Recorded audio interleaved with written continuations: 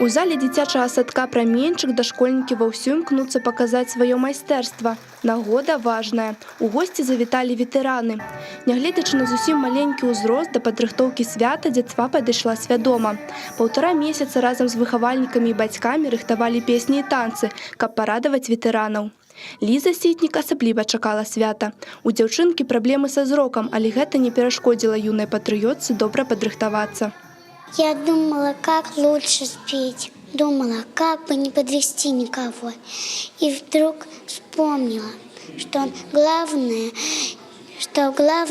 это, чтобы всегда была храбрость, смелость, внимательность и забота. «Праменьчык» ужо не першы год працуе ў інавацыйным рэжыме. Тут рэалізуюць рэспубліканскую праграму па арганізацыі патрыятычнага выхавання ў дашкольных установах. Я думаю, что мы работаем в нужном направлении. И я думаю, что именно с дошкольного возраста должна идти работа по воспитанию патриотических чувств. Потому что дети становятся добрее.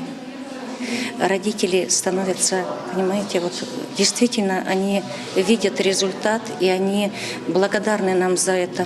Ветэраны прызнаюцца, што запрашэнне менавіта ад дзіцячага садка было нечакаючым. Это, во-первых, неожиданно, во-вторых, это очень трогательно. Смотреть вот на наших детей, которые являются нашим будущим.